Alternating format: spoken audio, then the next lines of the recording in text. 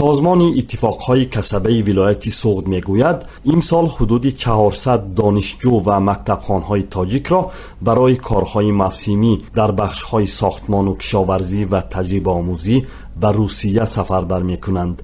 مسئولان این نهاد میگویند سالهای شوروی این سازمان هر ساله هزاران دانشجویان و مکتبخوانهای تاجیک را در هیئتی به اصطلاح گروه‌های ساختمانی در دوره تعطیل تابستانه به روسیه میبرد و حالا تلاش دارد این عنعنه شوروی را دوباره زنده کند. مسئولان سازمان اتفاقهای کسبه سوغد میگویند امسال به کارهای موسمی و تجربه آموزی بردن دانشجویان و مکتبخوانهای تاجیک به روسیه تقریبا نهایی شده است.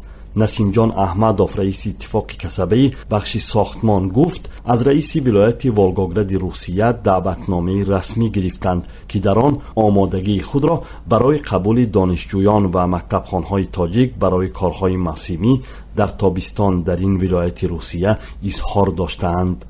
نسیم جان احمدوف روز 2 اپریل در صحبت با رادیوی آزادی گفت که به زودی مسئولان این سازمان برای بستن شرطنامه در زمینه شرایط کار، بود و باش و درآمدی دانشجویان و مکتبیان به شهر والگوگراد روسیه سفر میکنند. جناب احمدوف همچنین گفت برای کار در دوره تعطیل تابستانه دانشجویان سالهای بالایی دانشگاه‌ها و مکتبخانه‌های صنف 10 جلب کرده میشوند. آنها در روسیه به کارهای سبک ساختمانی و در بخش کشاورزی به جمع‌آوری میوه‌های زمینی و سبزوات مشغول میشوند و قبل او مکتبخانه‌ها در لاگرهای مهنتی و استراحتی زندگی خواهند کرد. این مسئول اتفاقهای کسبه سوغد گفت هنوز جزئیات مربوط به حق و حقوق و شرایط کاری از جمله دوامناکی روزکاری و دستمزد دانشجویان و مکتبخانه‌ها مشخص نشده است و این جزئیات بعد بستن قرارداد با جانب کاردهنده روسیه انیق خواهد شد.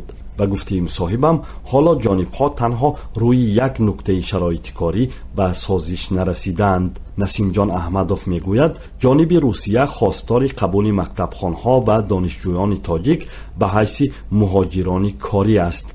در این حال 36% دستمزد کارگران تاجیک را کارفرما به حیث انداز به فایده دولت نگه می‌دارد، چیزی که جانب تاجیکستان قبول ندارد. این در حالی است که همه ساله هزاران ساکنان تاجیکستان مهاجری کاری روسیه میشوند. بر پایه اطلاع رسمی از ولایت سوغد نیز سالهای اخیر هر سال بیش از 100,000 نفر به کارهای موسمی به روسیه و قزاقستان می روند که برخی از آنها دانشجویانند.